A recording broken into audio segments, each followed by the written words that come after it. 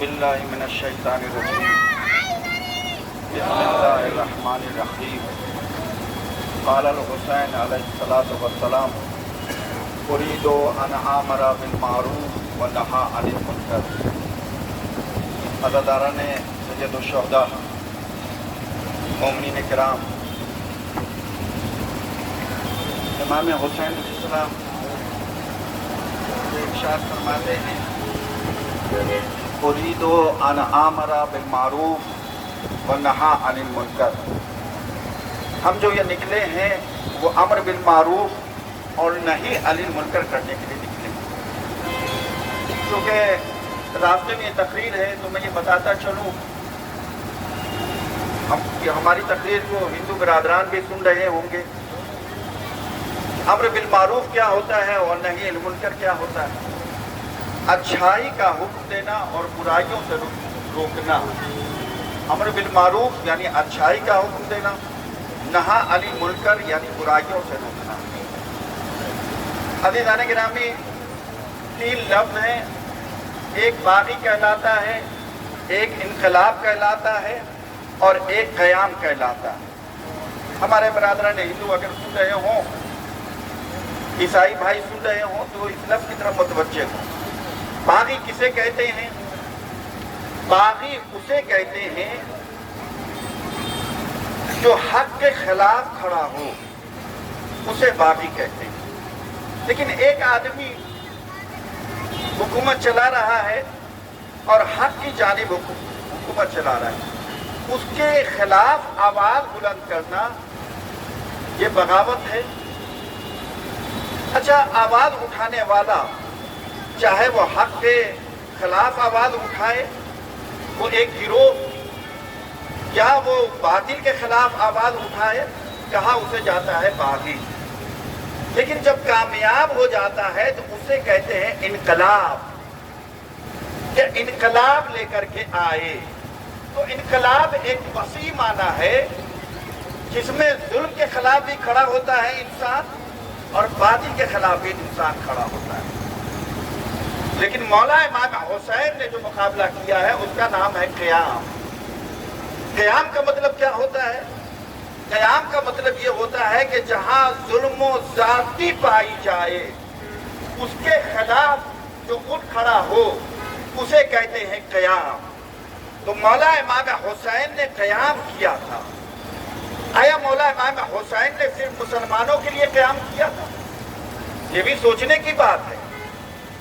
میں اپنے برادران ہندو کو یہ بتلانا چاہوں گا کہ کیا مولا امام حسین نے اس لیے قیام کیا تھا کہ لوگ نماز نہیں پڑھ رہے تھے؟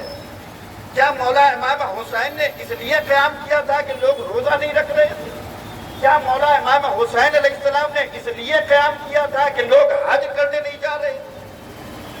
کیا مولا امام حسین نے قیام اس لیے کیا تھا کہ لوگوں نے زکوٰۃ دینا چھوڑ دیا تھا؟ نہیں، ایسا نہیں تھا۔ لوگ نماز بھی پڑھ رہے تھے، لوگ روزہ بھی رکھ رہے تھے، لوگ حج بھی کر رہے تھے، لوگ زکوٰۃ بھی دے رہے تھے۔ تو پھر مولا امام حسین نے کیوں قیام کیا؟ مولا امام حسین نے نماز کے لیے قیام نہیں کیا ہے۔ نماز پڑھنے والے افراد موجود تھے، روزہ رکھنے والے افراد موجود تھے، حج کرنے والے حاجی افراد موجود تھے۔ مولا امام حسین نے قیام کیا ہے ظلم کے خلاف، زیادتی کے خلاف آپ نے قیام کیا ہے، برائی کے خلاف آپ نے قیام کیا ہے۔ لہذا مولا امام حسین کو قیام کو یہ نہ کہا جائے کہ ان کا مقابلہ یزید سے تھا، نہیں، مولا امام حسین کا مقابلہ یزیدیت سے تھا۔ مولا امام حسین کا مقابلہ فرعونیت سے تھا۔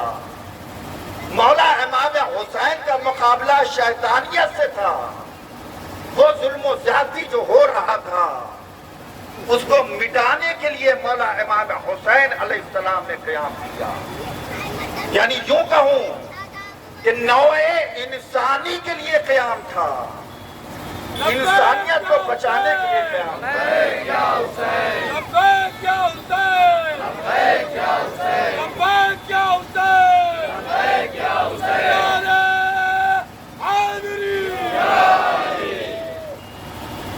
آپ دیکھیں گے کہ امام حسین علیہ السلام کے عزاداری میں ہر جگہ ہمارے ہندو بھائی کثرت کے ساتھ شریک ہوتے ہیں، وہ مجالس بھی کراتے ہیں، اور وہ افسران، وہ پولیس کے افراد جو ہمارے جلوس کی حفاظت کر رہے ہیں، ہم ان کا بھی شکریہ ادا کرتے ہیں، اور اس کا صلہ خود ہمارے مولا امام حسین علیہ السلام نے۔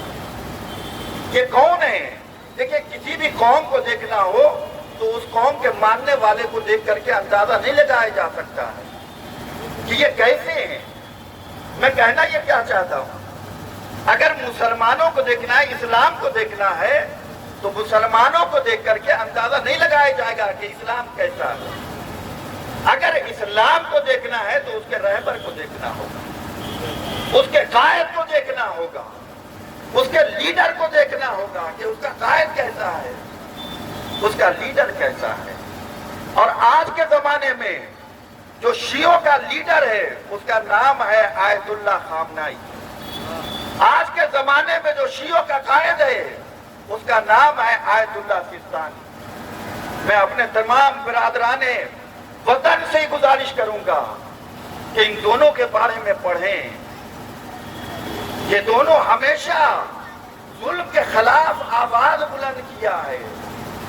وہ امریکہ، وہ اسرائیل جو ظلم و زیادتی کرتی ہے، ہمارے رہبر معظم آیت اللہ خامنائی صاحب نے آواز بلند کیا کہ نہیں، ایسا نہیں ہوگا، اگر کوئی ظلم کرے گا تو اس کو سزا ضرور ملے گی۔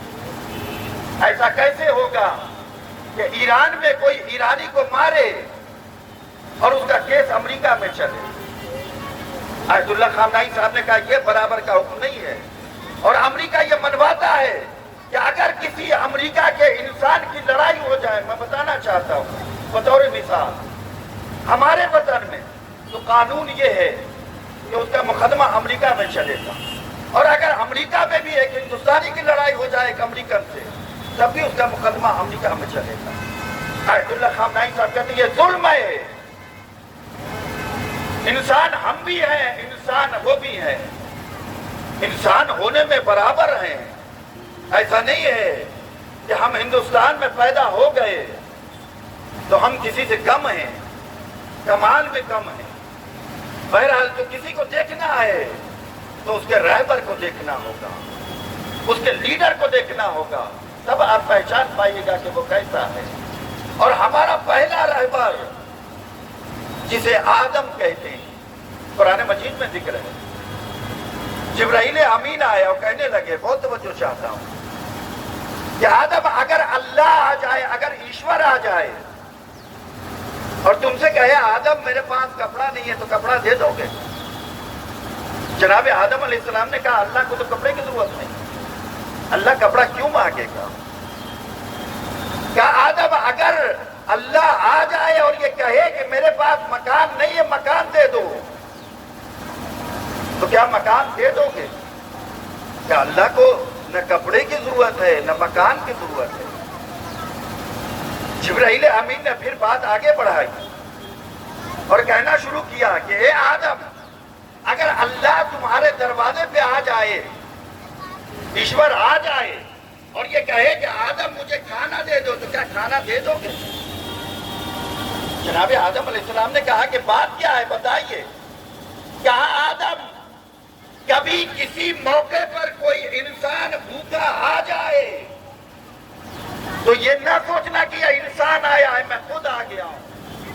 اس کا دھرم نہ دیکھنا، اس کا ایمان نہ دیکھنا۔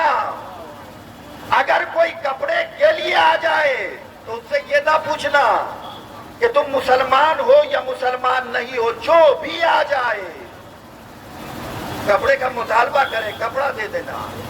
اگر اس کے پاس مکان نہ ہو، مکان کا مطالبہ کرے تو مکان دے دینا۔ ہمارے ایسے رہبر ہیں۔ اور امام حسین علیہ السلام نے بھی یہی کہا کہ دیکھو، میں نماز کے لیے نہیں کہا ہے کہیں کہ میں نماز کے لیے قیام کر رہا ہوں، میں روزے کے لیے قیام کر رہا ہوں، میں حج کے لیے قیام کر رہا ہوں۔ نہیں، امام حسین علیہ السلام نے ظلم و زیادتی کے خلاف قیام کیا۔ اور میں نے بتایا کہ یزید کے خلاف تنہا قیام نہیں تھا، یزیدیت کے خلاف تھا، فرعونیت کے خلاف تھا۔ وہ کچھ افراد تھے جو ظلم و زیادتی کر رہے تھے، مولا امام حسین وہ جو چپکے سے بیٹھے ہوئے تھے، ظلم کو برداشت کر رہے تھے، ان کو ابھار رہے تھے کہ تم کم بھی ہو تو کیا ہوا، لیکن ظلم کے خلاف اٹھ کھڑے ہو جاؤ۔ عزت کا مالک خدا ہے، عزت دینے والا وہ ہے، کامیابی دینے والا وہ ہے۔ اور امام حسین علیہ السلام نے اپنا بھرا گھر لٹا دیا، اپنے بچوں کی قربانی دیا۔ 6 مہینے کے بچے، 3 دن کا پیاسا بچہ مولا امام حسین آئے، کس لیے قربانی دے رہے ہیں؟ مظلوموں کی خاطر آئے نہر فرات کے کنارے۔ دیکھو اگر تم یہ سمجھتے ہو کہ اس کے بہانے میں پانی پی لوں گا، تو یہ چھوٹا سا بچہ ہے، 3 دن کا بھوکا پیاسا ہے، پانی نہ پینے کے بنیاد پہ اس کے ماں کا دودھ خشک ہو گیا ہے، اسے پانی پلا دو۔ پانی نہیں دیا۔ مولا امام حسین نے اس 6 مہینے کے بچے کو چلتی ہوئی ریت پہ رکھ دیا کہ اے بیٹا تم بھی تو حجت خدا کے فرزند ہو، اپنی حجت کو تمام کر دو۔ لیکن کسی نے پانی نہ دیا۔ آپ نے آغوش میں اٹھایا، اے علی اصغر اپنی حجت کو تمام کر دو۔ 6 مہینے کا اصغر، پھول جیسا بچہ، اپنی زبان کو پھرایا۔ فوج عسکریہ رونے لگی۔ ہرملہ نے کہا، ہرملہ کو کہا گیا اقطع کلام الحسین، حسین کے کلام کو قطع کرو۔ 3 بار کا تیر چلا، علی اصغر کے گلوئے مبارک میں لگا۔ علی اصغر پلٹ گئے امام حسین کے ہاتھوں کو، ایک باپ کے ہاتھوں کو لے کر کے آئے، خیمے کے دروازے پہ آئے، آواز دیا رباب آؤ آؤ اپنے بچوں کو لے جاؤ۔ رباب سے پہلے سکینہ آ گئی، بابا علی اصغر کو پانی پلا کر کے لے کر کے آ گئے اور مجھے میں پیاسی رہ گئی۔ اب جو ہٹایا، آبا کا دامن ہٹایا۔ رباب نے دیکھا ماں تھی لیکن ایک فکرہ کہا، اب مثلوں کا ینہار، تو جیسے بچے بھی نہر کیے جاتے، اے بیٹا اونٹوں کو نہر کیا جاتا ہے، تم تو 6 مہینے کے بچے تھے، تم نے کیا بگاڑا تھا دشمنوں کو؟ کس خدا کی بنیاد پہ دشمنوں نے تمہیں نہر کہہ ڈالا؟